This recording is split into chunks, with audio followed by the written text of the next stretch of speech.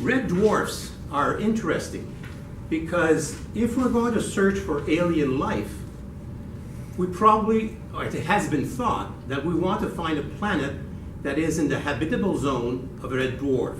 Why? Because 75 to 80% of the suns in our galaxy are red dwarfs. There's another reason for it, in that our sun is going to expire after about 10 billion years. But a red dwarf, being much smaller, it has a much longer lifetime. Some scientists theorize that it'll be around for 1 trillion years. I don't think anybody will be around to prove that or not. But the point is that it is going to be around a long time. And the longer the star is, then the longer the planets around it have to generate life, let alone intelligent life. There's a problem, however. The red dwarfs are, in fact, smaller, dimmer, less volatile, less energetic than our sun is. Consequently, the habitable zone is closer to the sun than ours is, or that many other stars that we have seen. The problem with that is that you end up with a planet that would be tidally locked to the sun.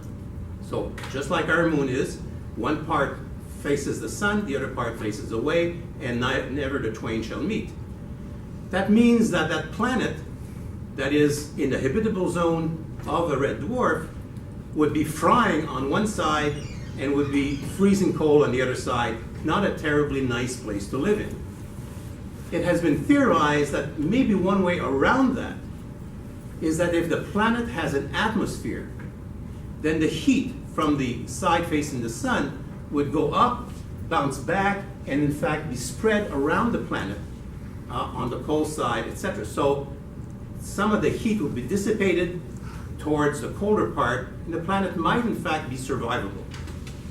There's a problem with that.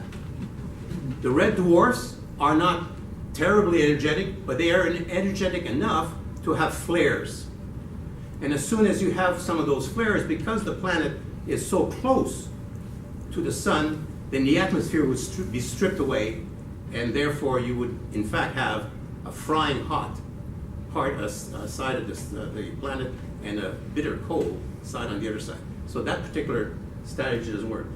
So if we're going to find alien life, it sounds like we're not going to find it on a planet that circulates a red dwarf, which are 80% of the suns on in our galaxy. So we'll keep looking, but that's been a disappointment. That's it for today.